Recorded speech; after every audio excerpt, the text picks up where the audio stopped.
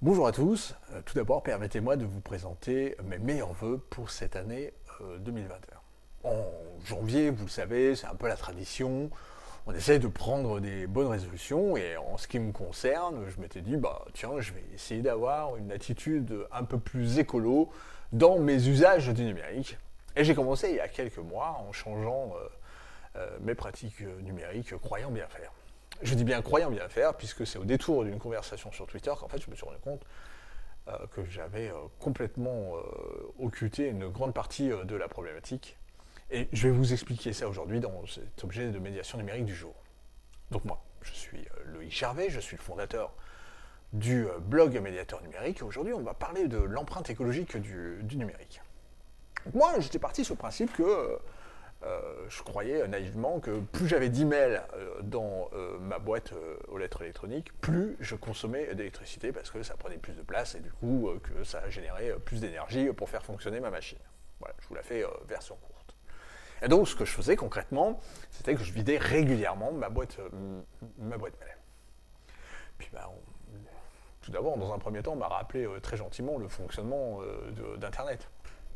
Quand je donne un ordre sur Internet, ça génère une ligne de code.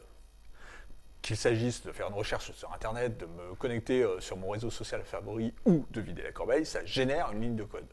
Et cette ligne de code, évidemment, ça nécessite de l'électricité pour être exécutée.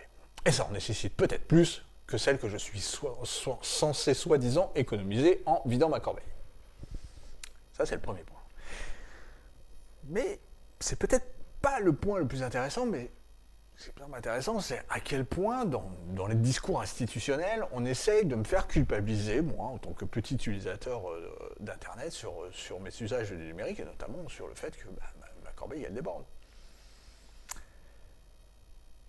Et je remercie Pierre Bessac, qui est l'un des fondateurs de Gandhi, de m'avoir éclairé avec sa brillante démonstration, et je le remercie plus particulièrement de m'avoir autorisé à la réutiliser. Donc je te remercie Pierre.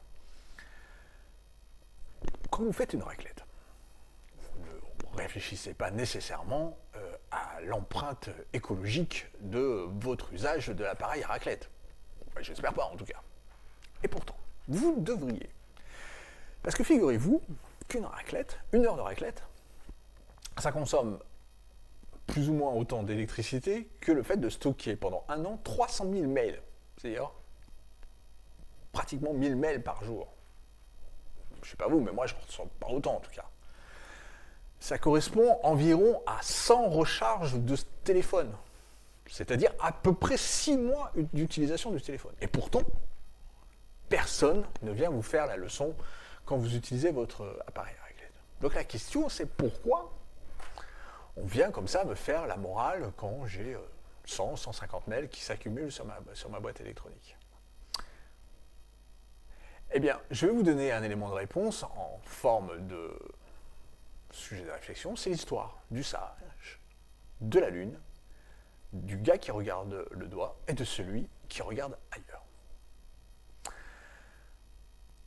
Si vous voulez sauver Internet, je vous propose deux choix. Le premier, peut-être déjà, c'est d'éclairer votre esprit en vous abonnant à des comptes un petit peu plus alternatifs, comme celui de Pierre Bessac, par exemple.